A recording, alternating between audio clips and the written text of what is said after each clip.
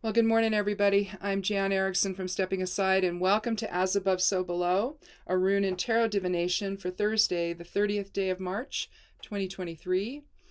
Well, I've started this a couple of times. I will tell you, this is kind of an odd morning. I'm going to keep what I have here because it's in my head already. I think that I'm not sure yet of how the runes, I hadn't gotten that far, how the runes are going to impact this, other than maybe, well, I can see one of them here is going to align with one of the cards. But let's see. Let's go ahead and take a look at the runes, though. We have Alyes, which is it's a higher self rune. It's the bridge between physical and astral realms. It's higher consciousness. It's divinity, but it's also protection. It means the elk or the elk sedge. You see the little elk antlers up here. It also could be the marshy grass that they're in for protection. That's one of the key words for Alyes is protection. But when you think of it in terms of the bridge between astral and physical realms, it's really the protection that higher consciousness gives you. And seeing things from a standpoint that is less ego-based, which, given what the Geomancy rune is for today, Tristitia, we need a little bit of. Tristitia keeps you stuck. It's almost like, here you are, you're stuck in the mud of things. When I throw down the runes, the four runes, that are elemental runes to find the Geomancy rune, you're putting those in the order of fire, air, water, and earth. And so this bottom point right here is fire now, or rather earth rather. And then you turn it up here, which is its complement, which is Laetitia. You see the fire element is the one that's the active principle, and the rest are all passive. So whereas Laetitia would be about joy and happiness and fellowship and all of that conscious life force that's happening for people. Here with Tristitia, it's the opposite. You have your focus is purely on the grief that you're feeling, purely on the getting stuck in that. You can't let go of it. You can't see anything in a positive way. You're that upset. It could be something that is between you and someone else. Maybe that someone else doesn't even know that you're upset about something. So it's that kind of grief. It's that kind of upset. It's one of the runes that are probably more negative, like Rubius and Cauda Draconis and things like that, where ego has really taken over and you can't judge things correctly any longer. You're so wrapped up in it that you can't see the forest for the trees, basically. And so higher consciousness, not even there for you. You're not even connected to it. You're so focused on that moment that you keep creating it over and over and over for yourself. It's a rumination type of a level. For those of you who know psychology, it's called rumination, where you ruminate on something and you can't let it go. And it governs everything. It governs your moods. It governs your relationships with other people. You're not in a good mood about anything. You're sad. You're depressed. You're really super stuck where you are. And it almost looks like, the other elements have passively planted themselves into the earth with this. You see what I'm saying? So that's kind of the issue. Truly, a real reflective, I think, of the extremes of As Above, So Below when you have these two runes together. But then moving on to the cards that I drew, I have, there aren't any court cards, there aren't any cards from the major arcana like we've been getting of late. We have one from the Suit of Wands, which is fire. And two from the Suit of Pentacles, which again is earth. And so with Tristitia and its influence, I think that we're going to see probably, well, I'm going to end up reading the first card maybe a little bit differently than I typically do, but I'll read it. I'll say everything that I think about this card, but I think I'm going to end up reading it differently given the card next to it. So anyway, let's go ahead and start out then with the Ten of Wands. Here we see a man carrying 10 staffs. His head is down. He's not really looking where he's going, but it's clear he's headed toward home. You see this little dual line here. I call that the dual line of demarcation, and it gives the feeling, at least for me, anyway. I don't know if other tarot readers interpret it this way, but for me, I look at this of this is now and this is coming up, or this is now and that's then. These are two different times, basically. Two different, this is where I'm at right now, this is where I'm going. It's not a unified feeling. There's a feeling of broken upness here. I don't know how else to say it. But basically, to me, this is a man who's, on the one sense, he's not looking where he's going because he doesn't need to. He knows where he's going, so he trusts the process. But a lot of people, before I get into that, here you have the 10. Now, if you were to terminate the ends of the sides there and have a line on each, you'd have a little bow tie looking thing that in the Elder Futhark would be known as Dagaz. And that's really a period of the one period's ending and a new one's beginning. It means a new day. And I think that even if you were to turn this here, you have what was then and what's coming, basically. But that's, again, that would be the Dagaz. I'll show you here. Maybe I have it already written up here. I can just find it. But no. But Dagaz looks like this. You have an X in the middle, which is like the 10. But then you're going to terminate the ends. And so it's going to look like this. And so you can almost see one period ending and a new one beginning. But in a sense, what we have here is we have the X in a different fashion.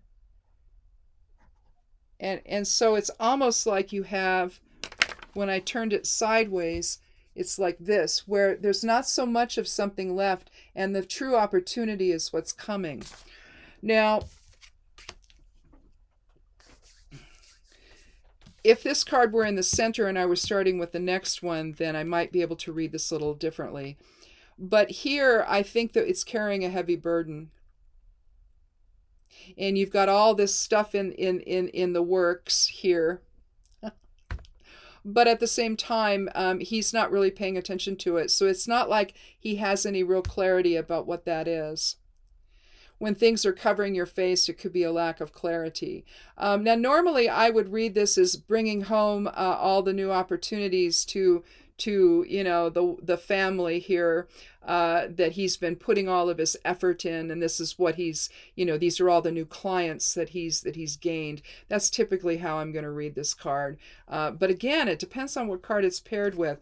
And unfortunately, the next card is the 5 of Pentacles. Now, this is destitution. So something has really changed here. The new day, or the new sense of opportunity, somehow doesn't seem to apply, does it? Reading this card that way. So I'm thinking that I'm going to switch to the traditional carrying a heavy burden. But even with the heavy burden, something's happening here. Something isn't right. It's either the opportunities are not being applied, or they've been lost or something.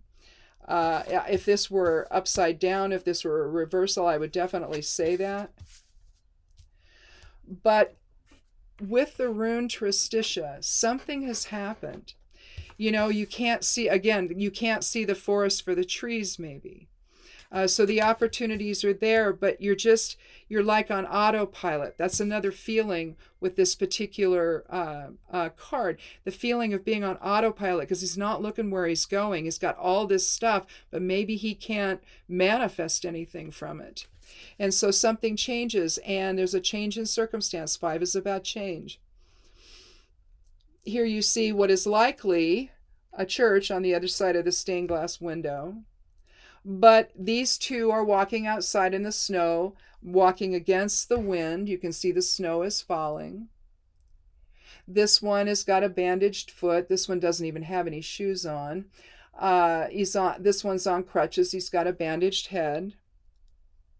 So lots of things have happened, and either they don't know that help is available on the other side of this stained glass window, or the door is closed to them. They don't, one way or another, they're still out in the cold. There's nobody there to open a door. There's nobody there to say, hey, we're here for you. So some kind of change in financial security, maybe some kind of maybe they've lost their home, something has happened, they've lost a job maybe, but something has happened to where they're wearing clothes that are in tatters, especially this one here. You can see they're kind of tattered there. Not even a real coat, just a wrap, maybe a blanket. It doesn't even look like a very thick blanket. But they're having to brave the elements because they don't have a place they don't have a safe space to go to. So whatever was happening here, maybe the new beginning here with the 10 reduces to 1. So you're looking at I tend to look at this as both endings and beginnings. But he doesn't see what's in front of him. And again, he's not taking advantage and asserting himself with those opportunities. He's just carrying them home as if it's a heavy burden. Well, maybe it was too much. And for some reason, maybe there was an illness. Maybe there was something that changed their circumstances entirely. We don't really know what that is, but at the same time, we know something has happened. And it's easy when something happens like this because this could be a card of being overwhelmed by too many opportunities, too much to consider that he can't even look at it. But then the end result, when you don't do that, then you end up being destitute maybe. There's a change in your circumstances. Maybe the jobs you were going to get, you just can't get it together enough to do because something has happened, something significant. I'm going to take another card, see if we can find out what that significant thing is. Because the next card we're going to look at in the reading, the last card, is the Ace of Pentacles, where a new path opens towards your material security. So that's why I say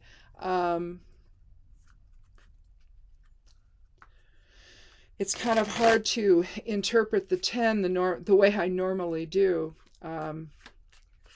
I tend to look at this card in a very positive way, that he's trusting the process, but maybe he trusted the process too much, and there wasn't enough of his own will in the whole thing. There wasn't enough motivation or initiation or anything like that to really get these things done, and to take care of the opportunities that he's bringing home, which then results in a very big change in their lives.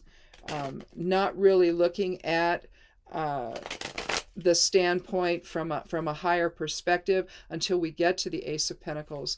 Let me take the 13th card.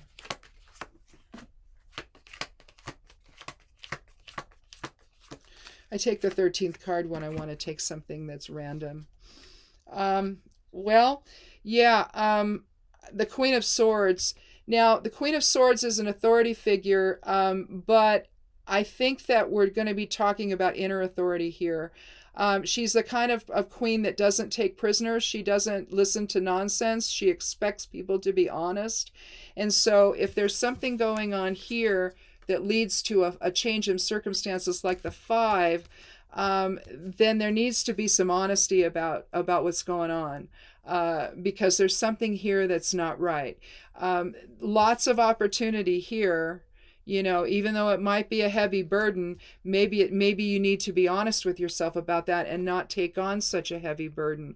It's one thing to, maybe you've promised too much in your business to too many people, and there's not the physical time there to make all of it happen, and so you risk losing clients because of it. That could be one very easy, easy way of looking at this, where you've overburdened, you've overpromised, and now you really can't see the forest for the trees, and you need to have some honesty with yourself about that before you can then move on into the Ace of Pentacles, where we see a hand reaching out from the clouds.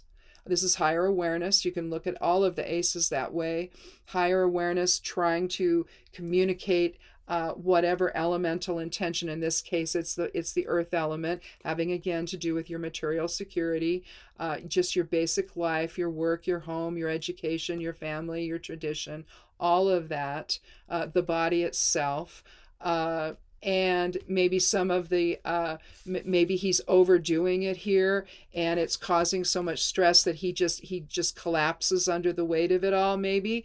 And so then that creates a level of change that you're just not really sure of what your future is going to be at this point. Well, to understand that, you need to maybe have an honest conversation with yourself and take a look at what is going on in your life that's causing you to overdo it, to overextend yourself, to overpromise maybe, and things that just cannot possibly happen. And so there's a lack of realism there, that the inner authority of the queen within can get you to maybe take a real hard look at things and say, well, I've done some things here that really were against my best interests, and certainly not at the best interests of what I'm, maybe I've promised the boss too much, or if I have a business, I've promised my clients too much, my customers too much, and I can't get it all done. I've got 20 jobs to do on Friday, and there's only one person to do them. Clearly, they're not going to get done, right? And so it's learning how to manage things. That would be another air element thing with swords, learning how to manage your time, learning how to manage what you are able to do and what is, and being realistic about it, not kidding yourself, not fooling yourself, and not trying to promise things to people, because you do that, and if you can't follow through, well, you lose customers, maybe you lose your job. And especially if it's a pattern. And that would be another thing with the Queen of Swords. You have to look at the patterns of behavior that you have, the way that you see things, the way that are you setting yourself up, in other words, for failure? And that would be another idea behind Tristitia. How much of that are you setting yourself up? Instead of releasing all that and having higher awareness, say, no, let's be a little more realistic about this. You're doing some things to get in your own way. So why don't you have a conversation with yourself about what that is? Let's talk about that, and then you can come to the Ace of Pentacles then, where you can begin anew. You see the lilies in this field. And honestly, I've never seen them as lilies before I started using this particular deck, and it's just the way they have it painted. And it makes it very clear that these are in fact lilies.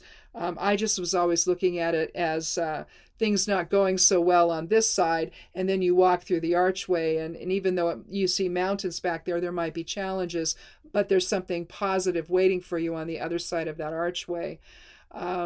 What are you going to manifest? How are you going to manifest that positive experience?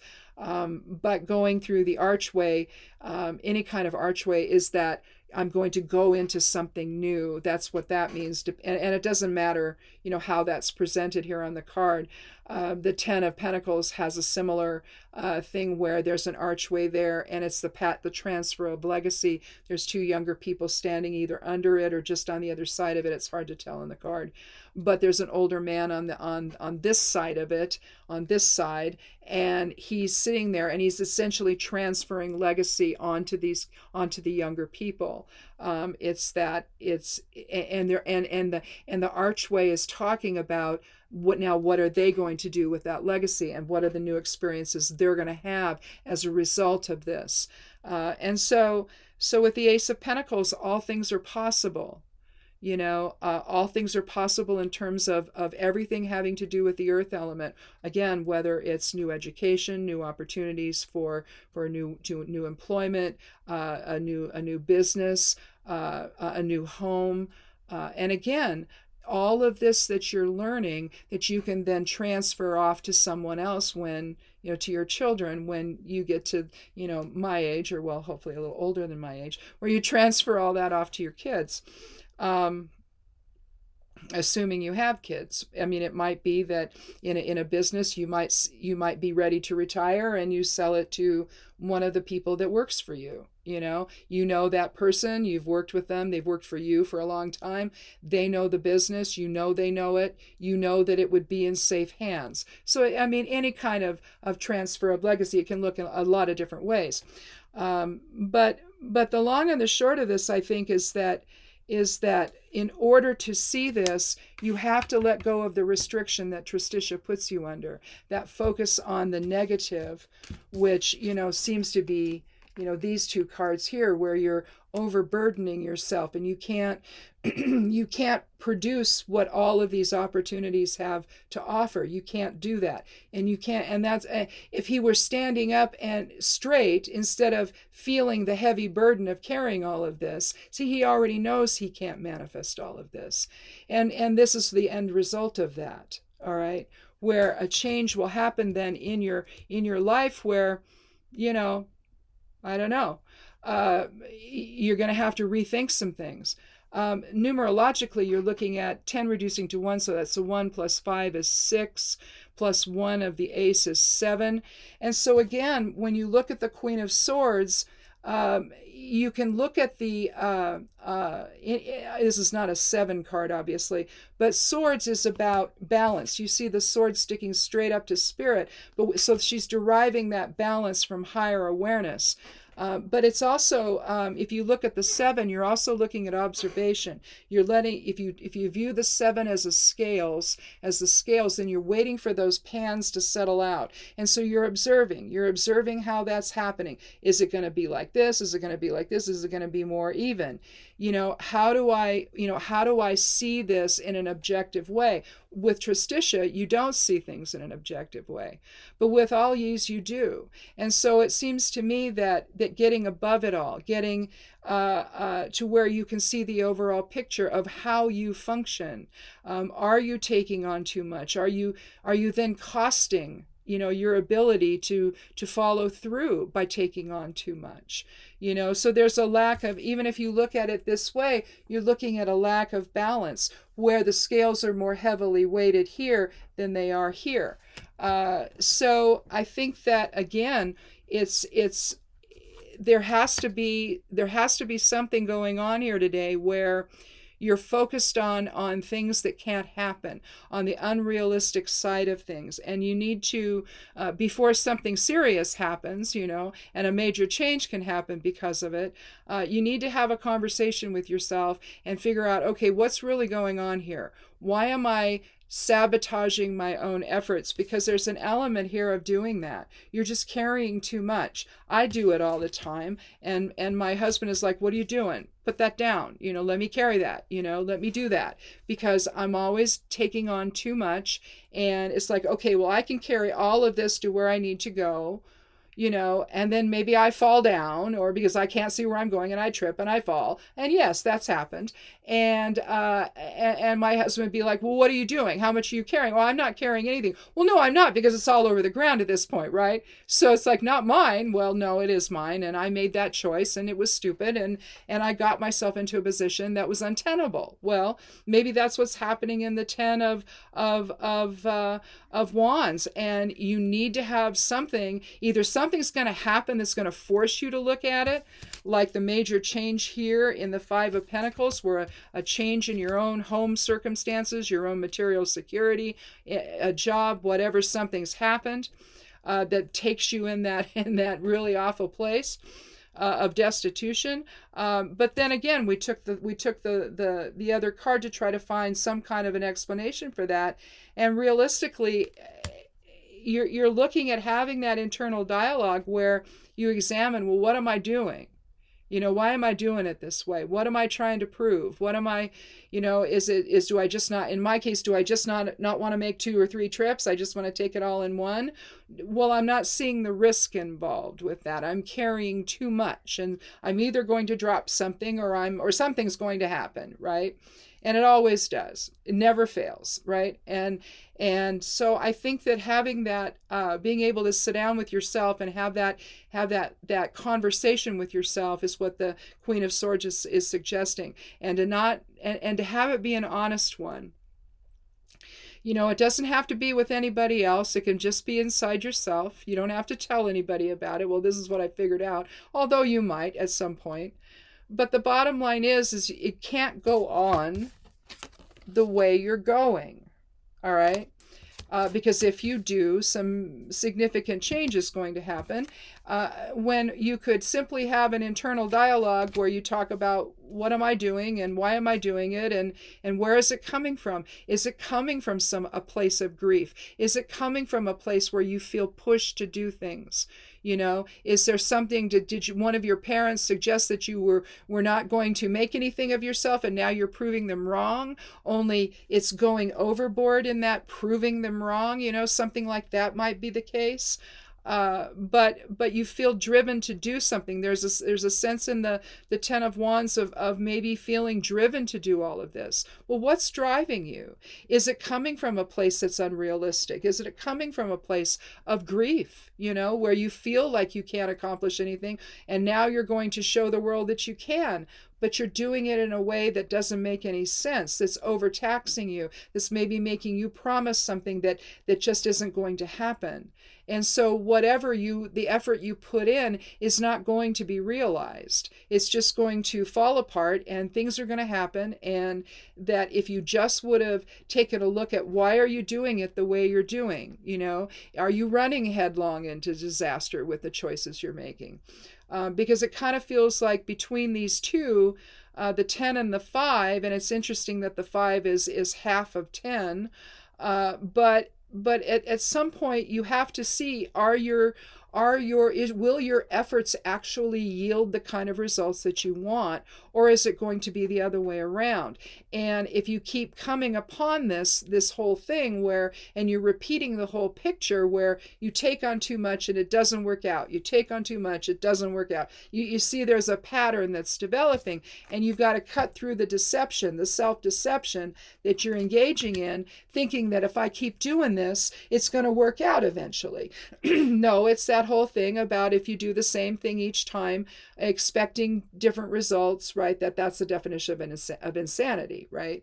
What was it, Einstein that said that? Well, I don't even know. I think I read it was Einstein. But anyway, somebody said that it's insanity is thinking you can continue to do something in the same way, and each time you expect different results. Well, no, you've got to change how you're doing it to get the different results. And that's the idea of getting stuck in that one perception. But where's it coming from? And I think that Tristitia is asking you to figure that out. Is it coming from grief? Is it coming from a reaction to something that you can drop now? You don't have to react that way.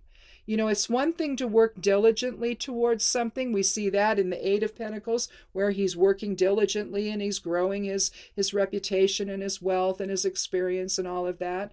But this just feels like I grabbed it all together and I'm walking home, or I'm, going back to my life, and I'm going to do all these things, but none of them are ever going to happen.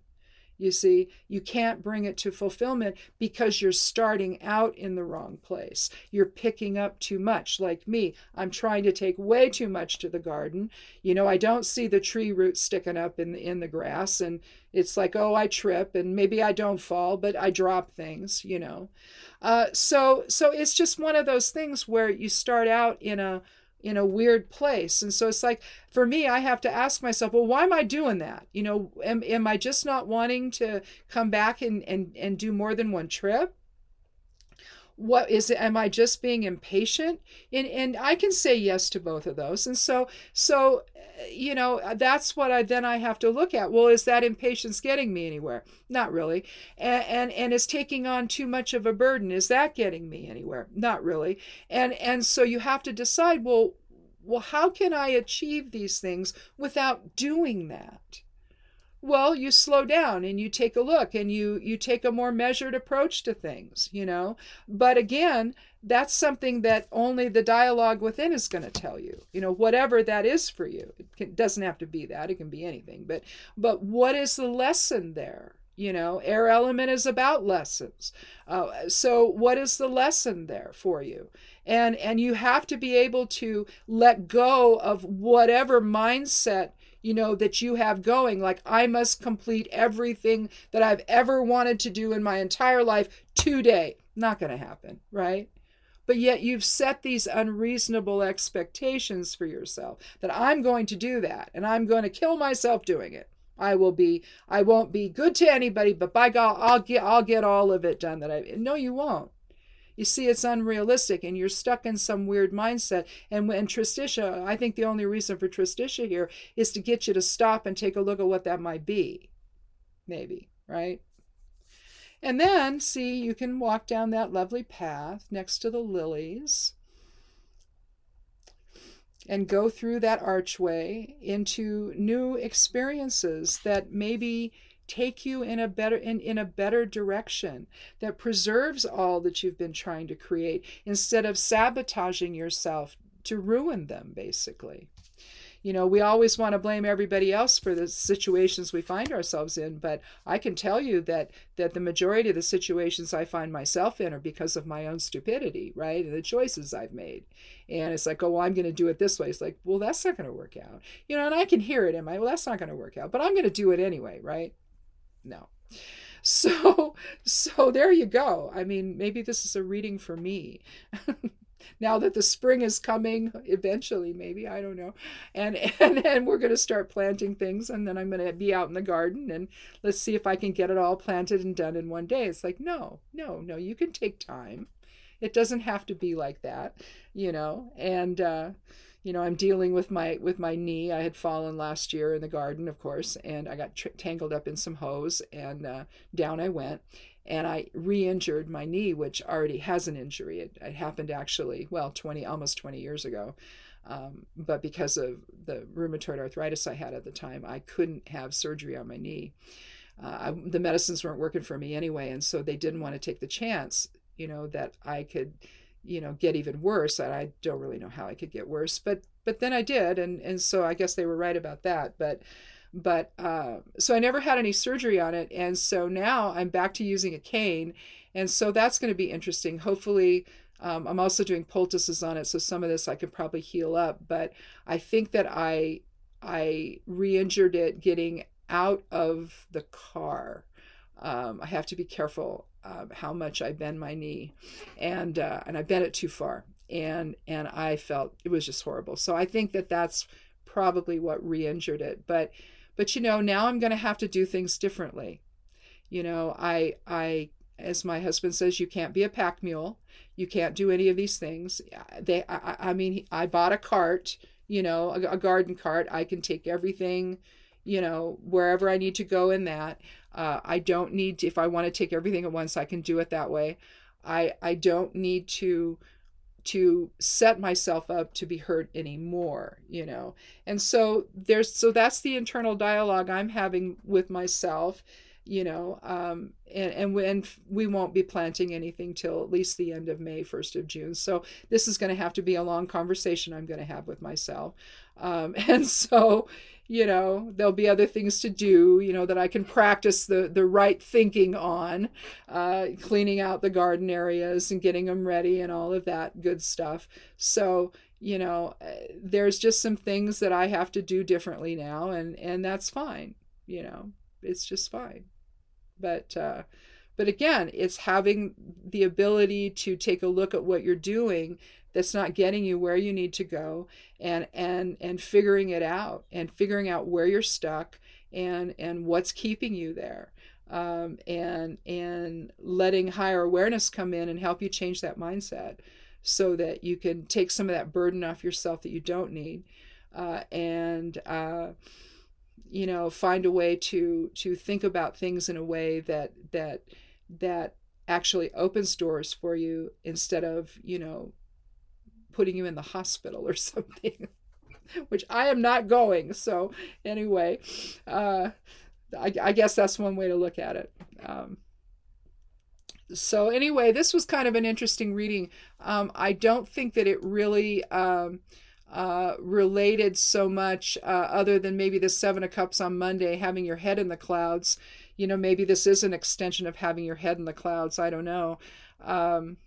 Maybe you're, again, because the 10 of Wands seems to be a little bit unrealistic. So So maybe this is how all that manifests. I don't know. But if not, if there's something like this going on where things just seem to, not work out and you're being really negative and all of that, you got to think about how you got there and what got you stuck, and realize that it's a choice, and then you can choose something else. So, buy a garden cart. It helps. Anyway, thanks for watching. Have a good weekend. Again, I'm hoping we can, we're hoping to be able to do some stuff out in the garden area. There's a couple of little trees we have to prune back and all of that. We need to do that. And I need to prune back some roses that are right next to a walkway, because you can't have to walk around it. So you have to walk off the walkway. So again, that's an issue for me, especially using a cane right now. So anyway, so again, making some different changes and different choices that can result in something better, that just simple stuff. It doesn't take much, right? So that I can walk effectively and not potentially injure myself again this year. So anyway, that's what we're going to probably be doing. A lot of it's going to be weather dependent. Hopefully we're coming out of the snow. I don't know. We don't know. Irrigation water gets turned on at the first of next month, and not fully, but partially, to fill stock ponds and stuff. So we'll be able to fill our ponds, but hopefully. But then after that, about the middle of April, it all starts up, irrigation starts, and it's minor until about the 1st of May, but then the water kicks up, and we'll be able to water the whole field, I guess. We'll see, though.